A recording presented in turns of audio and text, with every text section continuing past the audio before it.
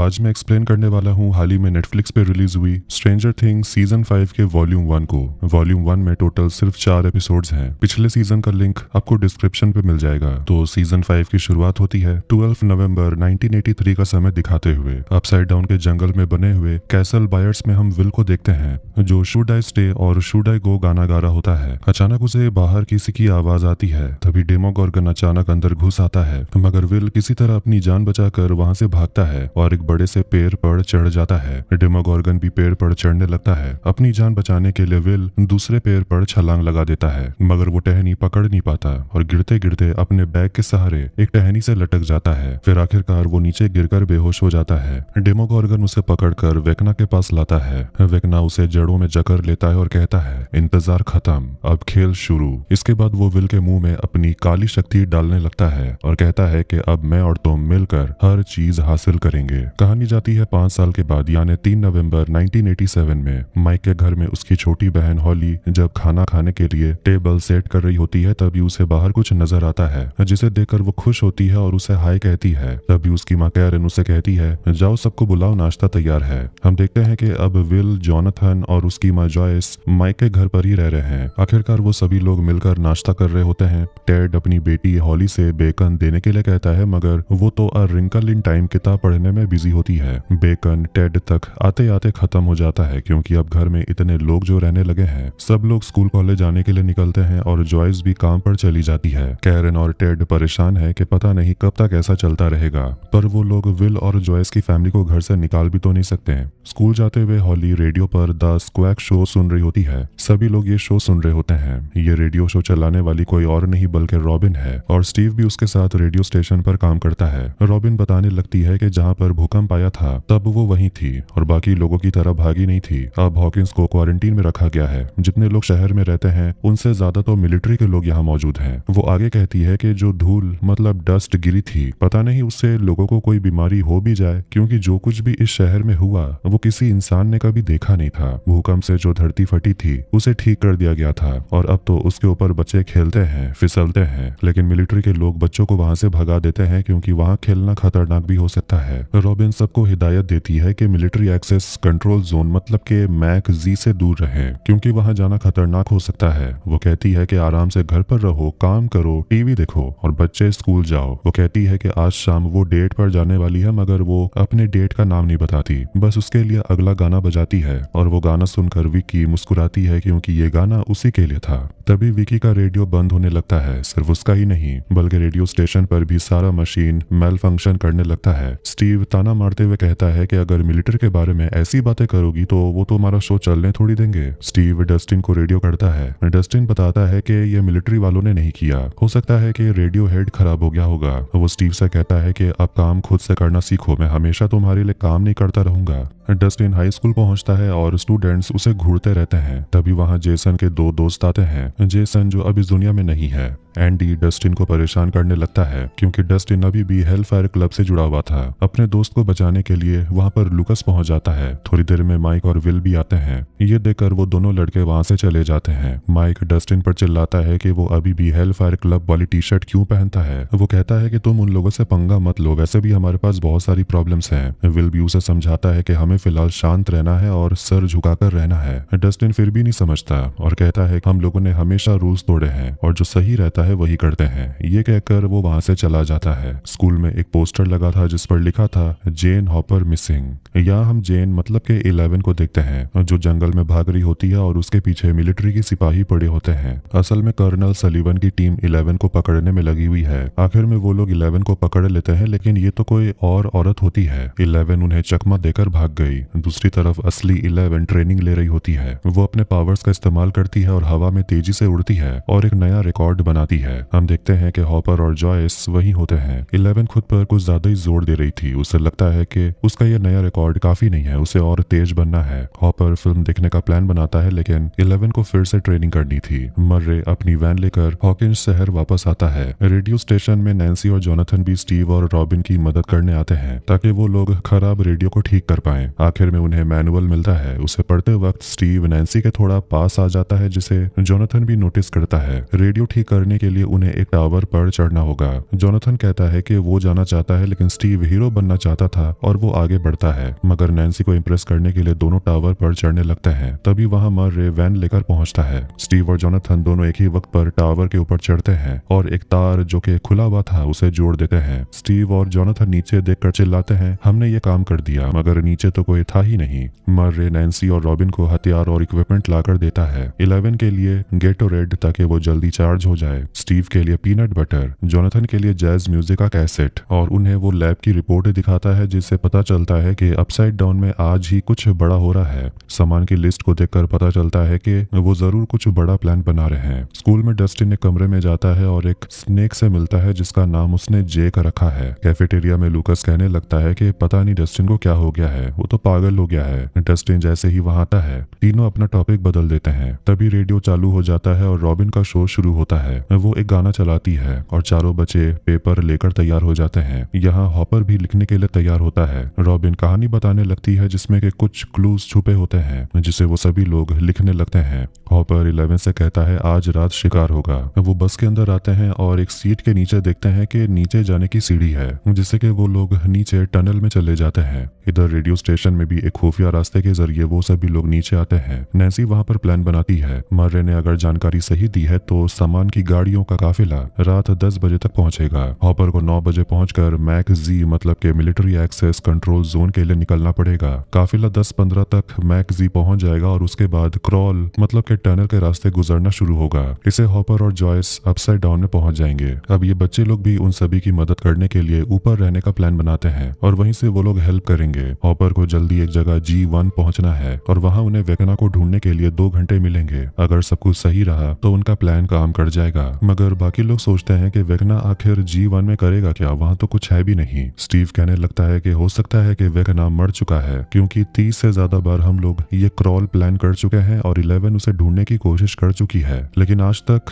कुछ भी नहीं मिला। शायद हम लोग जीत चुके हैं। जोनाथन याद दिलाता है कि वेकना ने नैन्सी को दिखाया था कि पूरा शहर तबाह हो जाएगा। नैन्सी कहती है मैं डरी हुई हूँ और मैं उसे ढूंढने का एक मौका भी नहीं छोड़ना चाहती। माइक भी अपने दोस्तों को समझाता है कि हमें भले ही 100 क्रॉल्स करने पड़े लेकिन हम उस शैतान को ढूंढ निकालेंगे। चारों एडी की मौत का बदला लेने के लिए ठान लेते हैं। अचानक विल को कुछ महसूस होने लगता है। उसे बेहोशी जैसा लगता है, उसे चक्कर आते हैं, लेकिन वो कहता है वो ठीक है, बस उसे थोड़ा अजीब सा लगा, शायद चक्कर आ गया होगा। इसके बाद वो लोग शाम 6 बजे मिलने का प्लान करते हैं और चले जाते हैं। इधर एलिमेंट्री स्कूल में हॉली को देखते हैं जो अपने दोस्तों के साथ खेल रही थी, लेकिन तभी एक लड़का डेरेक आता है और उस झूले को जोर जोर से घुमाने लगता है। फिर टीचर सभी को अंदर बुलाती है, लेकिन हॉली को फिर से कोई नजर आता है जिसे वो हाय कहती है और उससे बात करने चली जाती है। ये देखकर टीचर उसके पीछे जाती है, लेकिन टीचर देखती है कि वहाँ तो कोई था ही नहीं। फिर हम एक लैब को देखते हैं जहाँ सार्जेंट रेमिरेस पहुंचता है। वहाँ अपसाइड डाउन के क्रिएचर्स पर एक्सपेरिमेंट हो रहा था। डॉक्टर के उससे पूछती है कि हुआ क्या। सार्जेंट रेमिरेस बताता है कि सलीवन अपनी टीम के साथ 11 को पकड़ने गया लेकिन 11 नहीं मिली। रेमिरेस एक जानवर से डर जाता है, लेकिन डॉक्टर कहती है डरो मत, वो तुम्हें काटेगा नहीं, हाँ गला घोंट सकता है, और बताओ क्या बताना था तुम्हें। रेमिरेस जाने लगता है तो डॉक्टर उसे कहती है सलीवन से कहो कि मुझे वो लड़की चाहिए क्योंकि यहाँ मासूम लोग मर रहे हैं। देखते हैं कि वो लोग जिस मिलिट्री बेस में होते हैं वो तो असल में अपसाइड डाउन में होता है। हॉपर और जॉयस 11 को क्रॉल ले जा रहे होते हैं, लेकिन हॉपर 11 को आने से मना कर देता है। 11 हॉपर से काफी गुस्सा थी और कहती है कि मुझे भी क्रॉल के लिए जाना है, लेकिन वो 11 से कहता है कि तुम यहीं पर रहो, अगर जाना ही है तो अपनी ताकत से उसे ढूंढो, क्रॉल पर जाने की क्या जरूरत है। जॉयस को दोनों का झगड़ा देखकर बुरा लगता है और वो हॉपर को समझाने लगती है कि 11 तैयार है और तुम आखिर उसे इस तरह डांटते क्यों रहते हो। हॉपर कहता है कि मैं उस जगह 1000 बार जा चुका हूँ और मुझे वहाँ पर सिर्फ सोल्जर्स मिलते हैं जो 11 को ढूंढ रहे हैं, इसीलिए मैं 11 को वहाँ लेकर नहीं जा सकता। वो जॉयस से कहता है कि मुझे 11 की जरूरत पड़ेगी, ये मैं जानता हूँ, इसलिए मैं उसे अभी लेकर नहीं जा सकता। फिर वो अपनी अलमारी में से एक डब्बा निकालता है। स्कूल में वो शैतान लड़के एंडी के लॉकर में स्नेक रखा हुआ था जिसे देखकर वो डर जाता है और ये डस्टिन का काम है, मगर सभी स्टूडेंट्स बोलते हैं कि ये सांप जहरीला नहीं होता और सब एंडी पर हंसते हैं और उसे डरपोक बोलकर चिढ़ाते हैं। लॉकर पर लिखा हुआ था हेल फायर लिव्स। माइक अपनी बहन को एलिमेंट्री स्कूल लेने के लिए आया हुआ था, लेकिन वो देखता है कि हॉली और उनकी माँ कैरन प्रिंसिपल के ऑफिस में होती है। हॉली अपने मिस्ट्री मैन के बारे में बात करती है, कहती है कि वो मुझे बचाता है, उसी ने मुझे बताया कि इस शहर में मॉन्स्टर्स हैं और वो मुझ जैसे बच्चों को खा जाते हैं। माइक कहता है मॉन्स्टर्स नहीं होते, तुम बस डरी हुई हो। माइक अपनी बहन को बताता है कि जब उसे डर लगता है तो वो अपने D&D गेम के किरदार माइक द ब्रेव बनने की कोशिश करता है। वो अपनी बहन को भी एक कैरेक्टर देता है और कहता है ये तुम्हें सेफ रखेगी क्योंकि इसके पास दिव्य शक्ति है और ये कोई भी दुनिया का दरवाजा खोल सकती है। विल को पता नहीं क्यों ऐसा लगता है कि वेकना वापस आ गया है और शायद इस बार वो लोग उसे ढूंढ लेंगे। मैक्स अभी भी कोमा में है, उसे होश नहीं आया।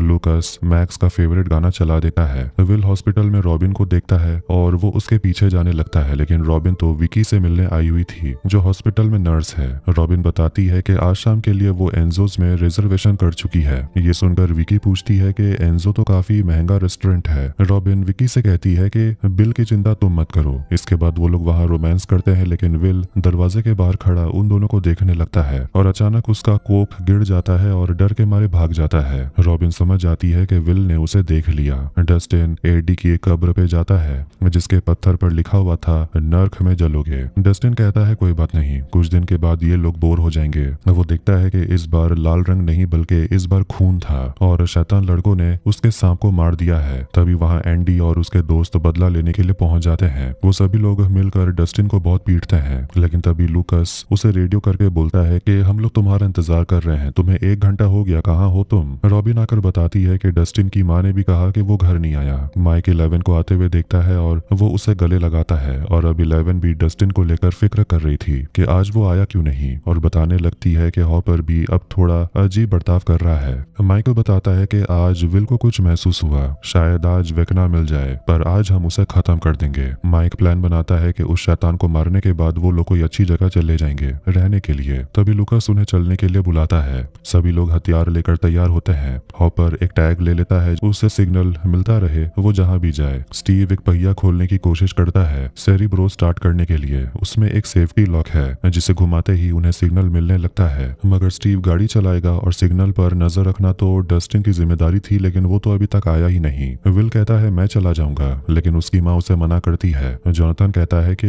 ये काम वो कर लेगा। विल को बुरा लगता है कि सब लोग उसे कमजोर समझते हैं। स्टीव और जोनाथन गाड़ी से निकलते हैं और पीछे पीछे माइक और लूकस। हॉपर गड्ढे के नीचे चला जाता है, मतलब टनल में, और जॉयस को निहारते रहता है और कहता है तुम दिन पर दिन सुंदर होते जा रही हो, मेरी तो लॉटरी लग गई। हॉली माइक के दिए हुए कैरेक्टर को अपने गले पर पहन लेती है और फिर अपनी मम्मी पापा को झगड़ते हुए सुनती है। वो दोनों ही हॉली को लेकर परेशान थे क्योंकि वो किसी से बात करती है जो असल में है ही नहीं। हॉली बड़ी हो गई है और अब उसे ऐसा बचपना नहीं करना चाहिए। ये सुनकर हॉली को बुरा लगता है और वो रोने लगती है। हॉपर मिलिट्री बेस के करीब पहुंच जाता है। लूकस और माइक नजर रखे होते हैं और वो लोग देख लेते हैं कि काफिला आ रहा था। 2 लोग अपसाइड डाउन के गेट पर आग बरसाते हैं जिससे कि दरवाजा खुल जाता है। उसके बाद वो गाड़ियों का काफिला अंदर चला जाता है। रास्ता साफ होते ही हॉपर एक गाड़ी पर चढ़ जाता है और अपसाइड डाउन में पहुंच जाता है, जिसके बाद गेट बंद हो जाता है। जोनाथन सिग्नल को 90 dB पर लेकर जाता है, फिर वो लोग भी वहां से निकलते हैं। जॉयस हॉपर से बात कर रही होती है, लेकिन अचानक सारी गाड़ियां एक दूसरे से टकराने लगती हैं। कुछ समय के बाद हॉपर को सिग्नल मिलता है और वो कहता है पता नहीं सारे सोल्जर्स रुक क्यों गए। अब अपनी बंदूक लेकर तैयार रहता है। विल को कुछ महसूस होता है। वो देख पाता है कि डेमोगॉर्गन सोल्जर्स की तरफ जा रहा है। अपसाइड डाउन में सोल्जर्स पर डेमोगॉर्गन हमला करने लगता है। हॉपर जिस ट्रक में था, डेमोगॉर्गन उस ट्रक के ड्राइवर को भी मार देता है। विल अचानक बेहोश हो जाता है। हॉपर ट्रक से बाहर निकलता है। सारे सोल्जर्स मर चुके हैं। वो जॉयस से कॉन्टेक्ट करने की कोशिश करता है, लेकिन कांटेक्ट नहीं हो पाता। उसे डेमोगॉर्गन की आवाज सुनाई देती है। डेमोगॉर्गन माइक के घर की तरफ बढ़ने लगता है। तभी अचानक विल को होश आता है और वो नैन्सी की तरफ देखकर कहता है कि डेमोगॉर्गन उन्हें लेने के लिए आ रहा है। नैन्सी तुरंत अपने परिवार के लिए निकलती है। कैरन वाइन पी रही होती है और इधर कमरे में हॉली रो रही थी। तभी अचानक उसके खिलौने आवाज करने लगते हैं और उसके कमरे में डेमोगॉर्गन पहुंच जाता है।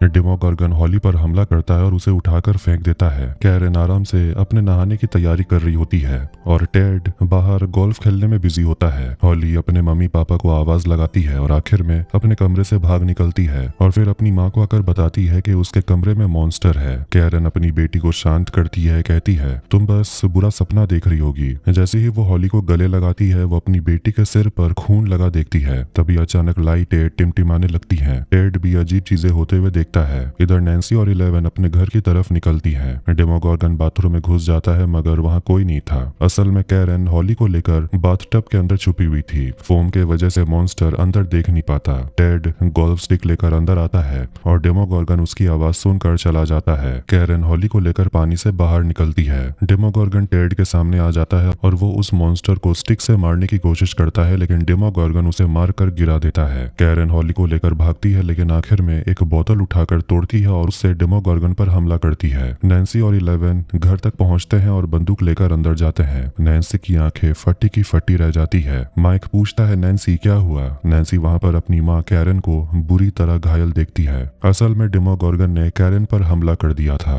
अपसाइड डाउन का दरवाजा बंद हो रहा था और अंदर से हॉली की आवाजें आ रही थी। 11 दरवाजा बंद होने से पहले अपसाइड डाउन के अंदर चली जाती है। इसके बाद घायल कैरन और टेड को तुरंत हॉस्पिटल लाया जाता है। नर्स नैन्सी और माइक को बाहर रहने को बोलती है। नैन्सी बिल्कुल टूट चुकी थी और वो वॉशरूम में जाकर अपने खून से सने हुए हाथ को धोते रहती है। अपने भाई से बात करते वक्त वो खुद को दोष देने लगती है कि वो अपनी फैमिली को बचाने के लिए कुछ कर सकती थी, उन्हें पहले ही शहर से बाहर भेज सकती थी। माइक कहता है कि मगर हम लोगों ने पूरी कोशिश की, और सोचने लगता है कि आखिर वो मॉन्स्टर हॉली को क्यों ले गया, आखिर इस सब से हॉली का क्या लेना देना। नैन्सी कहने लगती है, वेकना ने मुझे सब कुछ दिखाया था, हॉली मॉम डैड सब मर चुके होंगे, लेकिन हम लोगों ने क्या किया? हम लोगों ने उसकी बातों पर यकीन नहीं किया और अब सब कुछ धीरे धीरे सच हो रहा है। लूकस कहने लगता है कि वेकना बेरहम है और वो ऐसे ही लोगों को जिंदा नहीं छोड़ सकता। वो तुम्हारे मॉम डैड को मार सकता था, लेकिन उसने ऐसा नहीं किया। वो चाहता तो हॉली को भी मार सकता था। शायद उसका ये कोई प्लान है। और वो खुद क्यों नहीं आया? उसने अपने मॉन्स्टर को क्यों भेजा? माइक पूछता है, तुम्हारे कहने का क्या मतलब है कि वेकना ने ये नहीं किया है? लूकस कहता है, मुझे नहीं पता, लेकिन मुझे बस इतना पता है कि विल के साथ ऐसे भी पहले हो चुका है। तुम्हें आज की तारीख पता है ना? 3 नवंबर, और विल 6 तारीख को गायब हुआ था। उस दिन के बाद से सब कुछ बदल गया, लेकिन इस बार हॉली को 11 बचा लेगी। इसके बाद पूरे शहर में अनाउंस किया जाता है किसी को भी घर से बाहर निकलना मना है। सलीवन की टीम कैरन के घर पहुंचती है। उसे उसका सोल्जर बताता है कि नैन्सी अकेले आई थी। उन्हें वहां अपसाइड डाउन का दरवाजा बंद मिलता है, मानो जैसे वहां कुछ था ही नहीं। सलीवन ऑर्डर देता है कि मुझे 2 मील रेडियस के हर जगह के सीसीटीवी फुटेज चाहिए, क्योंकि उसे लगता है कि ये सब कुछ 11 ने किया, क्योंकि वो शुरू से ही मानता है कि 11 मॉन्स्टर है। 11 अपसाइड डाउन में हॉली को ढूंढ रही होती है। 11 को बाहर एक आवाज सुनाई देती है और वो हमला कर देती है, लेकिन ये तो बस हॉपर था। 11 उसे माफी मांगती है और टॉर्च लेकर आगे बढ़ती है। वो बताती है कि डेमोगोर्गन घायल है क्योंकि कैरन ने उस पर हमला किया और वो हॉली को ढूंढने की कोशिश कर रही है। रेडियो स्टेशन पर पूरा सर्किट उड़ गया था और इसे कैसे ठीक किया जाए रॉबिन और जॉयस को समझ नहीं आता।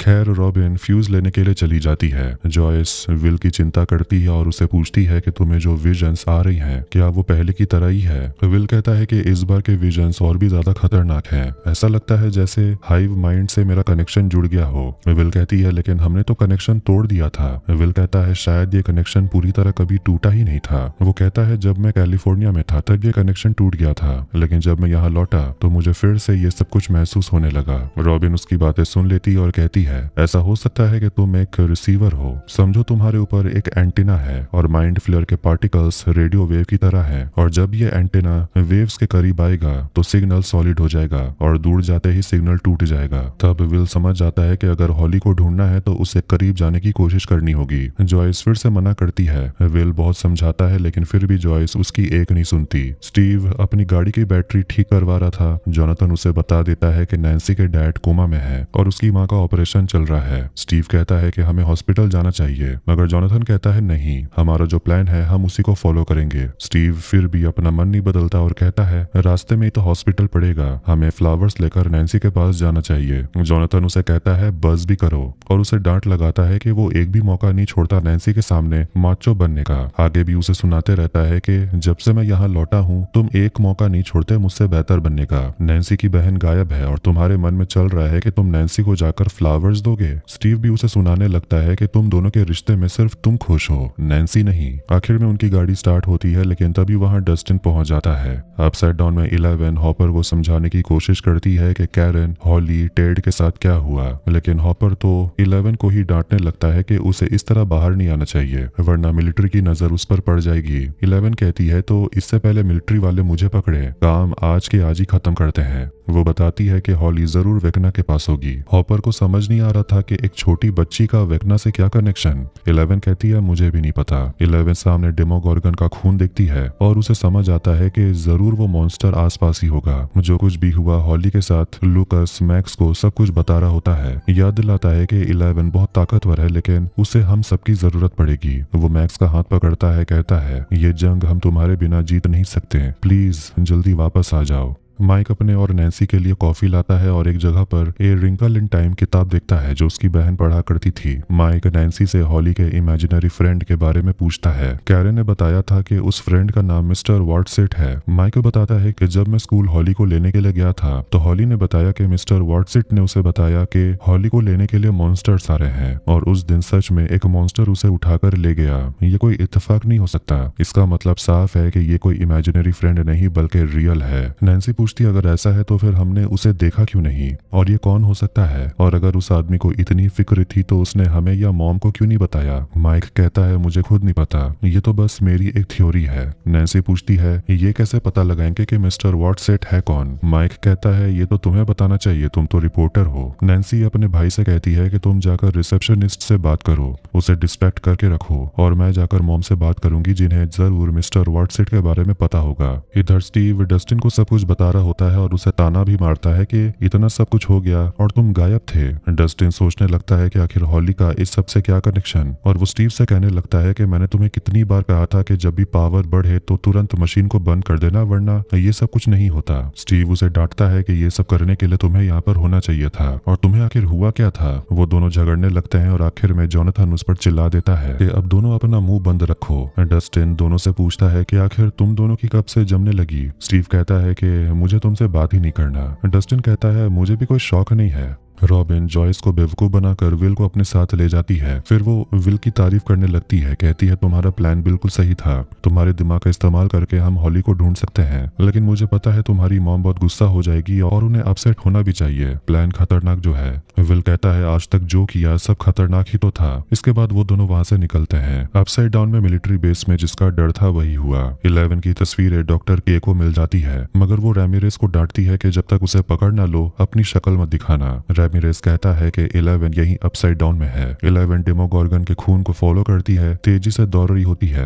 हॉपर स्लो हो गया था तभी 11 दिखती है कि हॉपर को चोट लगी हुई है और उसका खून बह रहा था, इसीलिए वो उसकी मरहम पट्टी करने लगती है। हॉपर बताता है कि मैं भी बचपन में तुम्हारी तरह था, अपनी बाप की बिल्कुल भी नहीं सुनता था। बात इतनी बढ़ गई कि उन्होंने मुझे सीधे आर्मी ऑफिस में भर्ती करवा दिया। वहाँ भी मैं खुद को सबसे स्मार्ट समझता था लेकिन असल में मैं बहुत ही ज्यादा बेवकूफ था, दिमाग से नहीं दिल से सोचता था तुम्हारी तरह। फिर वो अपनी बेटी सारा को याद करता है, कहता है कि सारा बहुत ही हिम्मत वाली थी, हर दिन मौत को चुनौती दे रही थी। डॉक्टर्स भी हैरान थे, उन्हें लगा कि सारा बच जाएगी लेकिन सारा सबको छोड़कर चली गई। हॉपर रोने लगता है क्योंकि वो नहीं चाहता कि वो फिर से अपनी बेटी को खो दे, मतलब 11 को। तभी उन्हें सामने से डेमोगोर्गन के चिल्लाने की आवाज आती है। फिर वो दोनों आवाज की तरफ बढ़ते हैं। नैन्सी और माइक डॉक्टर से बात करते हैं, रिक्वेस्ट करते हैं कि उन्हें अपनी माँ से मिलना है, लेकिन डॉक्टर मना कर देते हैं कि कैरन को अभी आराम की जरूरत है और उनके गले का जख्म अभी काफी गहरा है, अगर वो होश में आ भी गई तो वो बात नहीं कर पाएगी। तभी जेनिटर्स को देखकर नैन्सी को एक आइडिया आता है। जोनाथन को एक सिग्नल सुनाई देता है मगर ये हॉपर का नहीं था, बस कोई इंटरफेरेंस था। डस्टिन कहता है कि अगर हॉपर के टैग से सिग्नल आ रहा होता तो हमें पता चल जाएगा। जॉय सुन लेती है और बताती है कि रॉबिन और विल फ्लक्स कैपेसिटर ठीक करने के लिए गए हैं, कहीं उसकी वजह से सिग्नल छूट तो नहीं रहा। तीनों को ये सुनकर कुछ समझ नहीं आता। विल रॉबिन के साथ उसी जंगल में आता है जहाँ सुबह के वक्त उसे कुछ अजीब महसूस हुआ था, लेकिन अभी उसे वहाँ कुछ महसूस नहीं होता। इसके बाद वो लोग आगे बढ़ते हैं मॉन्स्टर के अड्डे को ढूंढने के लिए। शायद ज्यादा करीब जाएंगे तो सिग्नल मिलने लगे। इसके बाद मौका पाते ही रॉबिन हॉस्पिटल वाली बात छेड़ देती है। विल घबरा कर कहता है मैं तो हॉस्पिटल में था ही नहीं। रॉबिन कहती है पता नहीं क्यों मैंने तुम्हें देखा। मैं तुम्हें बता दूं कि विक्की वहाँ नर्स है और वो मेरी दोस्त है, लेकिन कुछ लोग हमारी इस दोस्ती को समझ नहीं पाएंगे। अगर तुमने कुछ देखा हो तो प्लीज किसी को कुछ मत बताना। विल विल कहता है मैंने कुछ देखा ही नहीं। दोनों को वहाँ पर एक मंडाला दिखता है। विल को याद आता है कि जब वो हाइव माइंड से कनेक्ट हुआ था उसने सुना था बच्चे हंस खेल रहे थे। अपसाइड डाउन में हॉपर और 11 काफी करीब पहुंच गए थे और उन्हें सामने एक बहुत बड़ी सी दीवार दिखने को मिलती है और सामने हॉली का जूता पड़ा हुआ था। 11 कहती है तो इसीलिए मैं हॉली को ढूंढ नहीं पा रही थी क्योंकि हॉली शायद उस पार है। नैन्सी और माइक अपना भेष बदल लेते हैं और डॉक्टर से बचते हुए अपनी माँ के कमरे तक पहुंचते हैं। नैन्सी अपनी माँ का हाथ पकड़ती है। कैरन अपनी आंखें खोलती है और बोलने की कोशिश करती है लेकिन माइक उन्हें बोलने से मना करता है। वो पेन पेपर निकालते हैं। कैरन हॉली लिखती है। नैन्सी बताती है कि हॉली गायब है लेकिन अगर आप कुछ जानती हैं तो हमारी मदद हो सकती है।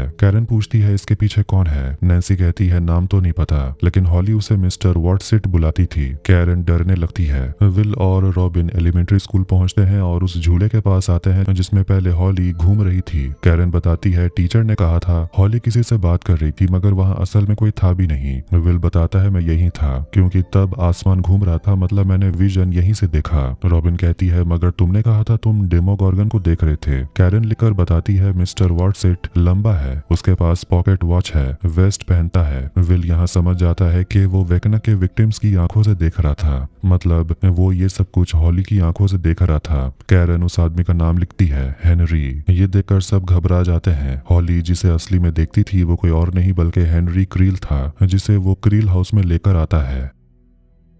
11 अपनी ताकत से उस दीवार को फाड़ने की कोशिश करती है लेकिन ऐसा नहीं कर पाती। हॉपर भी दीवार को काट काट कर थक चुका था लेकिन दीवार में छेद बनता ही नहीं, वो तो जल्दी से भर जाता है। 11 कहती है मुझे अपनी बैटरी चार्ज करनी पड़ेगी। हॉपर उसे मना करता है क्योंकि उन्हें ये भी नहीं पता कि हॉली इस दीवार के पीछे है भी या नहीं। बैटरी चार्ज करने का मतलब है खाना खाना और हॉपर के पास सिर्फ मीट होता है। तभी वहाँ पर मिलिट्री के लोग आने लगते हैं और उनके पास एक ऐसा डिवाइस होता है जिससे कि 11 सन्न पड़ जाती है। सुबह होते ही जॉयस विल को ढूंढते हुए बाहर निकलती है और उसे रास्ते में विल और रॉबिन मिल जाते हैं। वो अपने बेटे को डांट कर कहती है अंदर आओ और वो दोनों को डांटने लगती है। जॉयस रॉबिन को भी डांटती है कि तुम मेरे बेटे की जिंदगी के साथ खेल रही हो। विल अपनी माँ से कहता है कि मैं आपके सामने ही हूँ और अब मैं बच्चा नहीं रहा, आप माँ है तो इसका मतलब क्या आप हमेशा सही होंगी, आपका प्लान हमेशा काम नहीं करता। वो आगे बताता है कि वो वेकना के हाइव माइंड से जुड़ गया था और उसे पता चला कि हॉली तो बस शुरुआत है, वो आगे और भी बच्चों को किडनैप करेगा। पता नहीं आखिर उसका प्लान क्या है लेकिन हमें पता करना है कि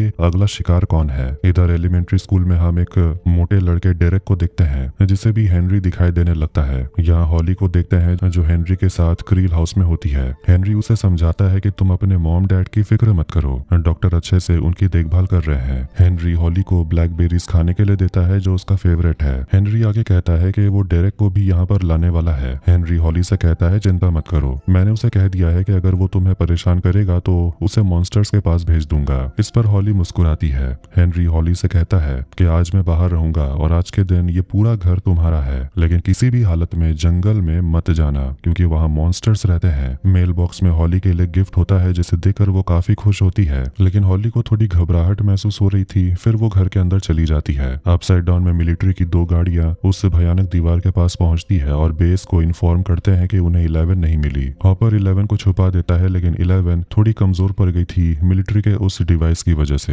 हॉपर बाहर एक सोल्जर को टॉयलेट करते हुए देखता है जिसे बगल में लगा हुआ एक बड़ा सा खंजर मिल जाता है। लेफ्टिनेंट एकर्स अब उस इंसान को ढूंढना चाहता है जिसका ये खंजर है। वो लोग उस मशीन को जैसे ही 11 के डायरेक्शन में घुमाते हैं 11 जोर से आवाज करती है जिससे कि सोल्जर उसी डायरेक्शन में बढ़ने लगते हैं। हॉपर सोल्जर पर गोली चलाने लगता है लेकिन आखिर में उसकी गोली खत्म हो जाती है। हॉपर 11 को कसकर पकड़ लेता है जब सोल्जर्स उन पर अंधाधुंध गोली चला रहे थे। आखिर में वो 2 ग्रेनेड सोल्जर की तरफ फेंकता है जिससे बड़ा धमाका होता है। हॉपर गन रिलोड करके मिलिट्री गाड़ी के ऊपर लगे उस मशीन को तबाह कर देता है जिसके बाद 11 ठीक होकर बाहर आती है और बचे हुए सोल्जर्स को मार देती है। Steve, Jonathan, Dustin radio station पहुंचते हैं। फिर वहां नैन्सी, माइक, लूकस भी आते हैं और डस्टिन अपने दोस्तों से झूठ बोलता है कि वो एक खंबे से टकरा गया था जिससे उसका ये हाल हो गया। विल डेरेक के बारे में सबको बता देता है कि अब वही है वेकना का अगला शिकार। विल आगे बताता है कि वेकना के दिमाग में वो घुस सकता है और वेकना बच्चों के दिमाग में में घुस सकता है। कहा जाए तो वेकना एक तरह का सीरियल किलर है जो अपने शिकार का पीछा करता है ताकि उसके दिमाग के अंदर घुस सके,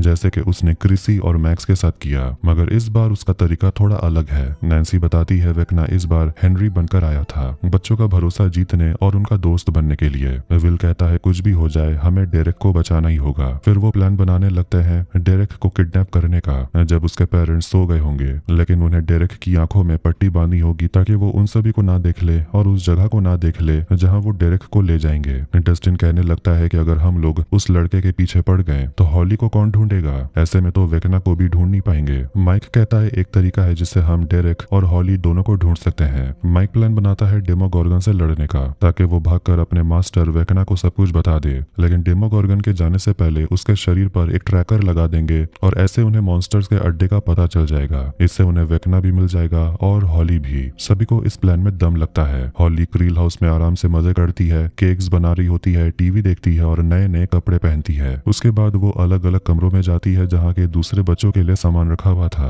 वो एक लाल स्कार्फ पहन लेती है। तभी कोई आकर बेल बजाता है। हॉली को लगता है कि ये शैतान लड़का डेरेक है और वो उसे भाग जाने को बोलती है। वो दरवाजा खोलती है और मेल बॉक्स में हेनरी का लेटर मिलता है जिसमें लिखा हुआ था मुझे तुम्हारी मदद चाहिए, बताए हुए जगह पर जल्दी मिलो। अपसाइड डाउन में सलीवन की टीम उस दीवार के पास पहुंचती है और मरे हुए टीम को वहां से ले जाती है और वो अपनी टीम को आदेश देता है कि जिसने भी ये किया है उसका पता लगाओ। तो वहां से थोड़ी ही दूर हॉपर और 11 आराम कर रहे होते हैं। एक्कर्स उनके कब्जे में है। 11 कहती है कि उस सोल्जर ने दीवार पर सूसू की और उसे उस दीवार के बारे में पहले से ही पता होगा, नहीं तो वो ऐसा कभी नहीं करता। हॉपर कहता है ऐसा नहीं हो सकता और उसे बस अगले काफिले के आने का इंतजार है ताकि वो यहाँ से निकलकर सभी को इस दीवार के बारे में बता सके। 11 कहती है कि बाहर जाने से कुछ फायदा नहीं होने वाला, किसी को नहीं पता दीवार कैसे पार करनी है, इस सोल्जर को जरूर पता होगा। 11 कहती है मुझे बस 20 मिनट दीजिए, मैं उस सोल्जर से उगलवा सकती हूँ। हॉपर उसे कहता है तुम बहुत जिद्दी हो। स्कूल में मिस्टर क्लार्क बच्चों को वर्म होल के बारे में पढ़ा रहे होते हैं, लेकिन सिर्फ एरिका ही इंटरेस्ट लेकर सुन रही होती है। वो देखती है कि लूकस और माइक उसे बाहर बुला रहे थे।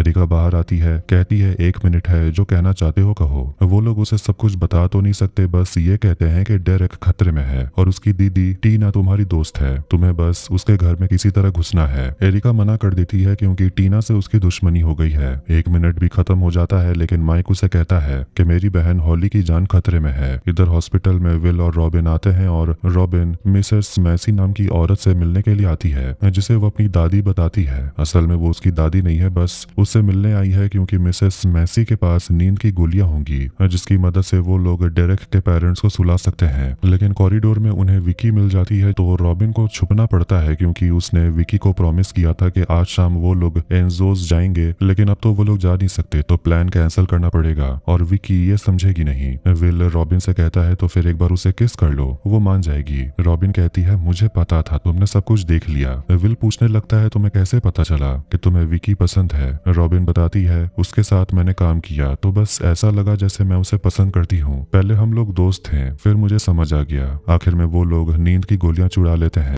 मर्रे यहाँ पूरी टीम के लिए सारा इंतजाम लेकर आया था। डस्टिन चिल्लाने लगता है कि मर्रे बहुत सारी चीजें नहीं लाया। मर्रे कहने लगता है कि ये सब लाना इतना आसान नहीं है, वो भी उस जगह में जहाँ की सिक्योरिटी इतनी ज्यादा स्ट्रिक्ट है। स्टीव और डस्टिन की आपस में बिल्कुल भी नहीं बन रही। गुस्से में डस्टिन स्टीव की फेवरेट गाड़ी में ड्रिल कर देता है ताकि वो उसमें अपना एंटेना सेरिब्रो लगा सके।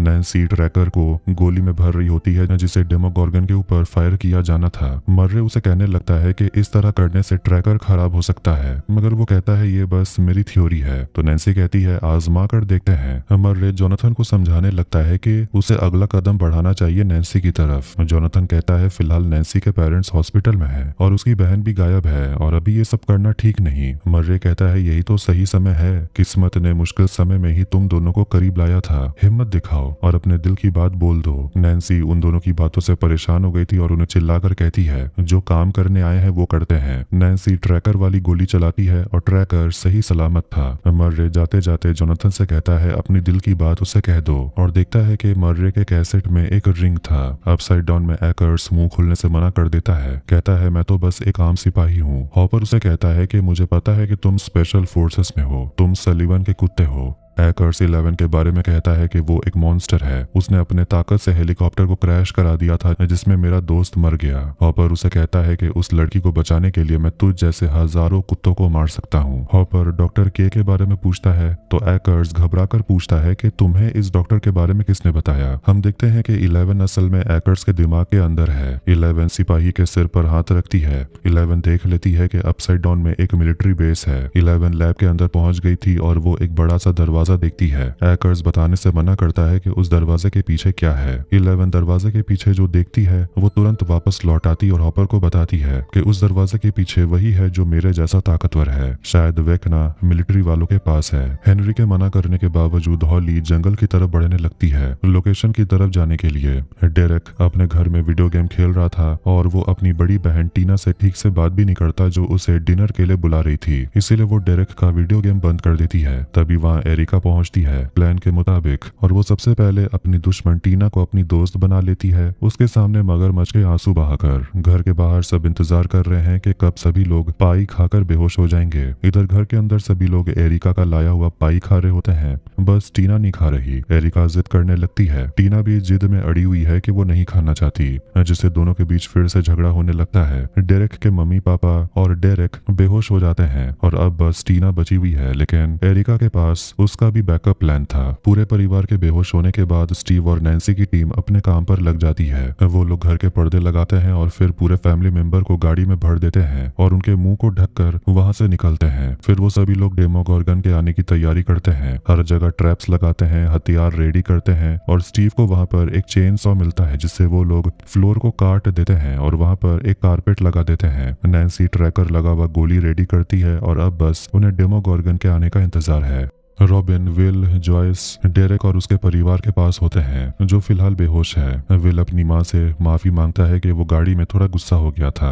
जॉयस भी माफी मांगती है कि वो कुछ ज्यादा ही प्रोटेक्टिव हो जाती है। वो कहने लगती है कि जब तुम पहली बार गायब हुए थे मैं घर आई थी और मैं टीवी देखते देखते सो गई। 8 घंटे बाद मुझे पता चला तुम गायब हो गए हो। मैं तुम्हारा ख्याल नहीं रख पाई, इसलिए मैं अभी थोड़ी प्रोटेक्टिव हो जाती हूँ। डेरेक के घर के बाहर लाइटें झपकने लगती है, मतलब डेमोगोर्गन आने वाला है। तभी घर के अंदर अपसाइड डाउन का पोर्टल खुलता है और डेमोगोर्गन अंदर आ जाता है। डेमोगोर्गन डेरेक समझकर एक डमी उठा लेता है। लूकास मौका देखकर उस पर हमला बोलता है और फिर एक ट्रैप में पैर लगते ही कील डेमोगोर्गन के शरीर में चुभ जाते हैं। लूकास कारपेट वाली जगह पर आता है जिसमें पैर रखते ही मॉन्स्टर नीचे लटक जाता है। माइक मार मार कर मॉन्स्टर को नीचे फेंक देता है जहाँ पर कांटेदार तार होती है। जोनाथन डेमोगोर्गन पर आग लगा देता है, लेकिन ट्रैकर वाली गोली चलाने से पहले ही डेमोगोर्गन वहां से भाग जाता है। डस्टिन अपने एंटेना सेरिब्रो की मदद से डेमोगोर्गन का पीछा करता है। इधर डेरेक को अचानक होश आता है। विल कहता है अब कुछ नहीं हो सकता, वेकना ने हमें देख लिया कि हम कहाँ हैं। इधर हॉली कंपास की मदद से जंगल में बढ़ रही होती है दिए हुए लोकेशन तक पहुंचने के लिए। आखिर में वो एक बहुत बड़े से चट्टान के पास पहुंचती है और आवाज लगाती है, हेनरी क्या तुम यही हो? लेकिन अंदर कोई तो था, जिसे देखकर हॉली वहां से भाग जाती है। वो छिप जाती है जबकि कोई तो है जो उसका पीछा करते हुए वहां तक आ जाता है और वो कोई और नहीं बल्कि मैक्स होती है।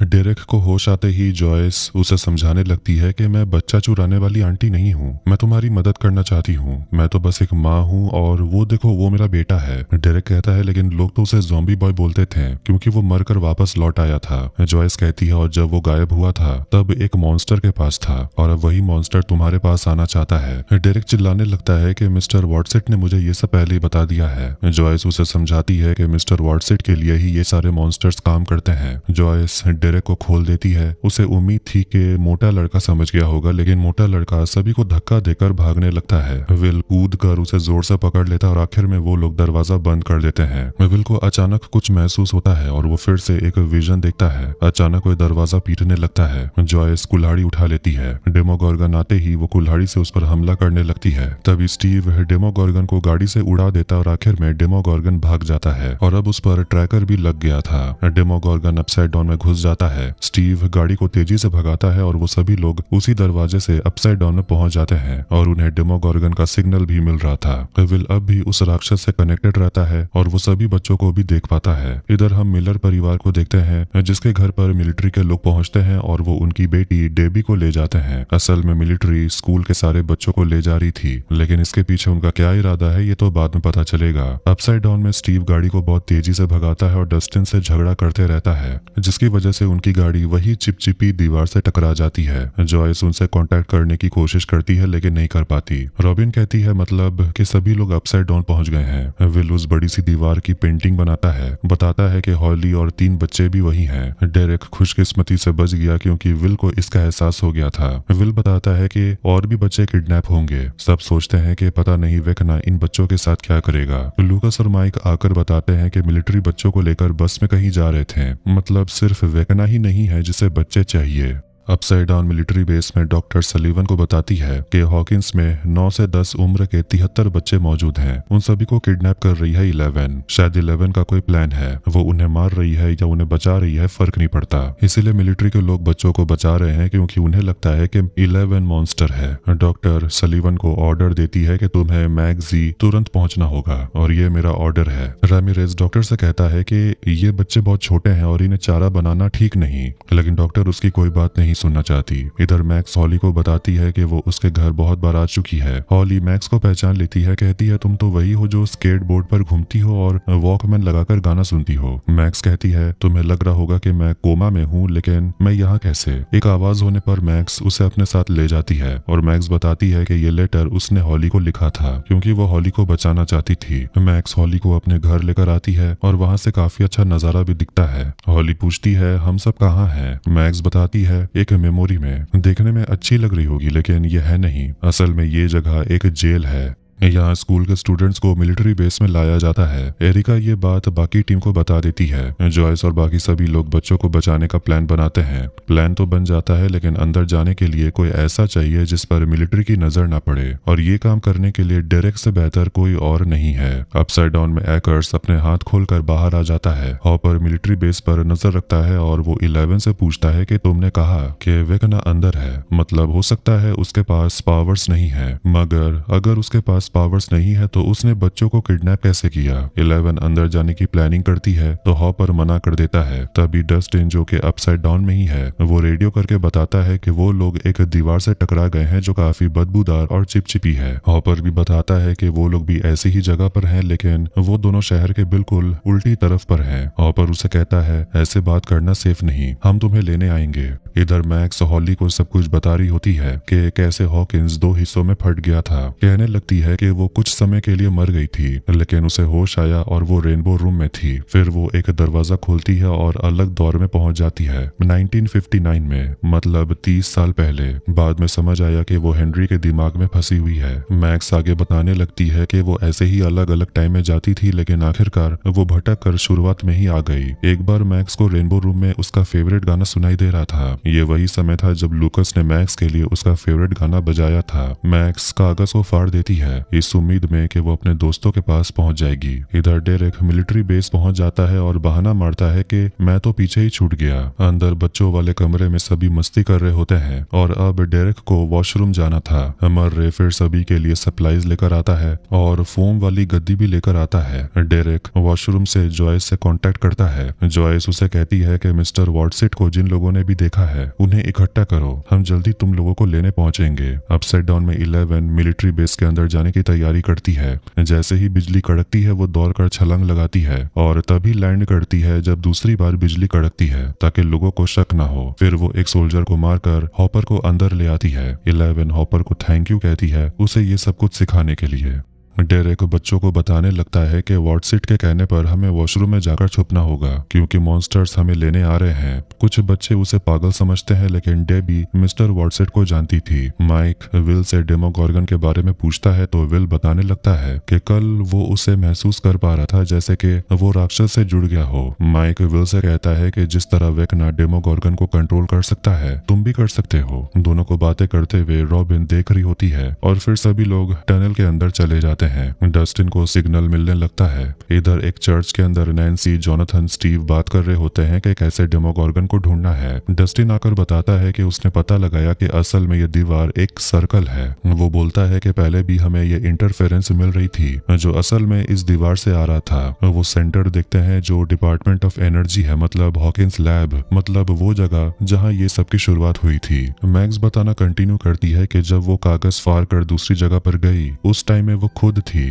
ये वो टाइम है जब वेकना ने उसे चुना था। कहती है कि आखिरकार उसने बाहर जाने का रास्ता ढूंढ लिया था। वो बहुत करीब थी, इतने करीब कि वो लूकस के हाथ को महसूस कर पा रही थी। वो लूकस की तरफ भागती है, लेकिन अचानक गाना बंद हो जाने के वजह से पोर्टल भी बंद हो जाता है। हेनरी से वो भागती रही और आखिरकार इसी चट्टान के अंदर वो पहुंच गई। हेनरी अंदर आने से डर रहा था। मैक्स को लगता था कि यहाँ कुछ तो है, इसीलिए वो यहाँ सुरक्षित है। अब वो अपनी किस्मत को मान चुकी थी कि वो यहाँ से कभी निकल नहीं पाएगी। लेकिन फिर उसकी नजर पड़ी हॉली पर और उसे उम्मीद मिली कि अब वो यहाँ से भाग सकते हैं। मैक्स हॉली से कहती है हेनरी आने वाला है और तुम्हें वापस उस घर में जाना होगा। इधर टनल में रॉबिन विल से बात करती है और उसे बताती है कि उसे सबसे पहले टैमी नाम की लड़की से प्यार हो गया था। वो उसके साथ रहने के सपने देखने लगी, लेकिन फिर कहानी में स्टीव आ गया और टैमी स्टीव से प्यार करने लगी। इस पर रॉबिन बहुत ज्यादा दुखी हुई, जैसे कि वो डिप्रेशन में चली गई हो। लेकिन फिर उसे बचपन याद आया कि वो कितनी केयर फ्री हुआ करती थी और उसे ये भी समझ आया कि वो असल में जो है उससे उसे डरना नहीं चाहिए।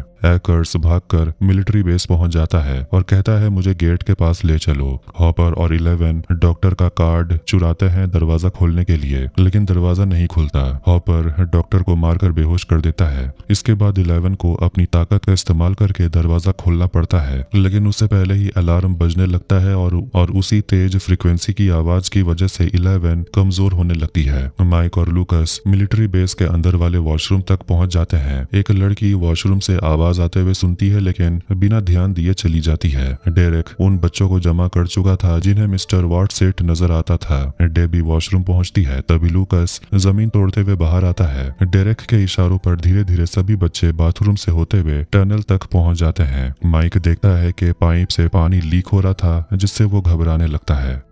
डॉक्टर के सोल्जर्स के साथ लैब के अंदर घुसती है और उसे 11 मिलती है, जो कि कमजोर हो चुकी थी। 11 को देखकर डॉक्टर अपनी बंदूक अंदर रख लेती है और बड़े ही आराम तरीके से कहती है मैं तुम्हें बहुत समय से ढूंढ रही हूँ। 11 कहती है मुझे पता है तुम कौन हो और तुमने यहाँ किसको पकड़ कर रखा है। ये समझ लो कि तुम और तुम्हारे लोग सब लोग मरोगे। हैकर्स और उसकी टीम एक अलमारी पर गोली चलाती है, ये सोच कर के उसमें हॉपर छुपा होगा, लेकिन उसमें तो डॉक्टर होता है। पीछे से हॉपर सोल्जर्स पर गोली चलाता है और कुछ को मार डालता है। आखिर में हॉपर्स हैकर्स से भिड़ जाता है। दोनों के बीच जबरदस्त हाथापाई होती है। गलती से वो एक ऐसे कंटेनर में घुस जाता है जिसमें वो मोटा बड़ा टेंटाकल वाला मॉन्स्टर कैद था, जो हॉपर को पकड़ लेता है। डॉक्टर आती है, कहती है शांत रहो, जितना हिलोगे उतनी दिक्कत होगी। कुछ बच्चों को बचाकर रॉबिन अपने साथ ले जा रही थी। इधर वाटर लीकेज को माइक और लूकस रोकने की कोशिश कर रहे थे। इधर धीरे धीरे सभी बच्चे वॉशरूम आते हैं और टनल में जाने लगते हैं। तभी एक बच्चा बाथरूम के बाहर पानी आने की वजह से फिसल जाता है। ये देखकर डेरेक डर जाता है और एक लड़की ये सब कुछ देख लेती है और तुरंत ऑफिसर को जाकर इन्फॉर्म कर देती है। माइक लूकस को अलर्ट कर देता है। जॉयस सभी को जाने को बोलती है। डेरेक बाकी बच्चों को लेकर जल्दी जल्दी वॉशरूम में चला जाता है और फिर सोल्जर को अटका कर रखता है।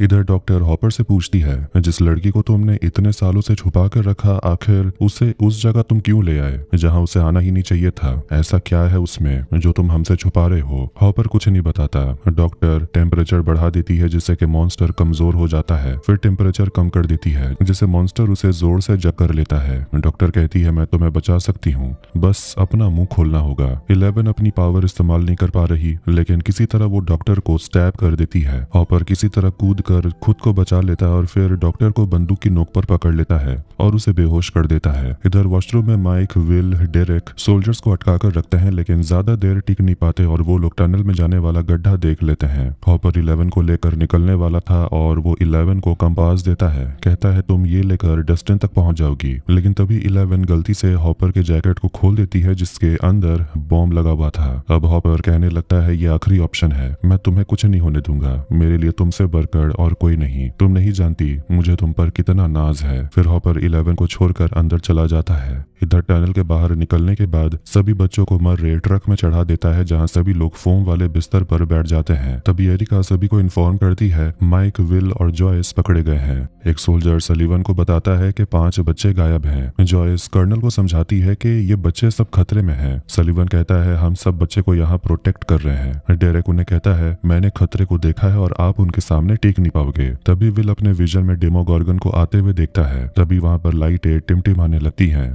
सोल्जर्स बंदूक लेकर रेडी हो जाते हैं। नीचे जमीन के अंदर से आवाज आने लगती है। ये वही जगह है जहाँ पर हॉकिंस के टुकड़े हो गए थे। एक डेमोगोर्गन बाहर आता है, हमला करने लगता है, लेकिन तभी थोड़ी समय के बाद दूसरा डेमोगोर्गन बाहर आता है। अब सोल्जर्स मॉन्स्टर्स के सामने टिक नहीं पाते, सब एक एक कर मरने लगते हैं कि इतने में वहाँ पर तीसरा डेमोगोर्गन भी आ जाता है। एरिका रॉबिन को बता देती है मॉन्स्टर्स ने हमला कर दिया। तभी उनके सामने अपसाइड डाउन पोर्टल बनने लगता है। लूकस और दो बच्चे टनल में फंसे हुए हैं और उनके आसपास पोर्टल्स बनने लगते हैं। उन पोर्टल्स में से डेमोगोर्गन बाहर आने लगते हैं। मिलिट्री बेस में सलीवन फटाफट मॉन्स्टर्स पर धड़ाधड़ गोली चला रहा होता है। माइक सभी को लेकर भागता है। माइक मौका देखते ही कहता है हमें टनल के रास्ते भागना होगा, लेकिन अचानक उनके सामने और पीछे से डेमोगोर्गन आ जाते हैं और उन्हें घेर लेते हैं। जब उन पर आग बरसाया जाता है तो विल छटपटाने लगता है। इधर लैब में सभी क्रिएचर्स छटपटाने लगते हैं। हॉपर दरवाजा खोलता है और 11 को अंदर आने देता है। आखिर में वो लोग उस लोहे वाले दरवाजे के अंदर जाते हैं। माइक गेट के अंदर किसी को देखता है। इधर 11 उस कमरे के अंदर में काली को देखती है जिस पर एक्सपेरिमेंट हो रहा था। इधर मिलिट्री बेस में पोर्टल से वेकना बाहर आता है और वो आराम से सभी सोल्जर्स को मारने लगता है। उस पर किसी भी चीज का कोई असर नहीं होता। फिर अपनी शक्तियों से अपने घायल डेमोगोर्गन की सेना को जिंदा कर देता है। इधर मर्रे और रॉबिन के ट्रक के पीछे भी कई सारे डेमोगोर्गन्स पड़े हुए थे। उनसे पीछा छुड़ाने के चक्कर में उनकी ट्रक पलट जाती है। इधर सुरंग में भी लूकस डेमोगोर्गन से घिर जाता है। वेकना सारे सोल्जर्स को मारने के बाद विल को लेने के लिए आगे बढ़ता है। जॉयस उससे कहती है मेरे बेटे से दूर रहो, लेकिन वेकना उसे दूर फेंक देता है और विल को अपने पास लेकर आता है। वेकना पूछता है क्या तुम उन बच्चों को देख सकते हो? क्या तुम्हें पता है मैंने उन्हें क्यों चुना?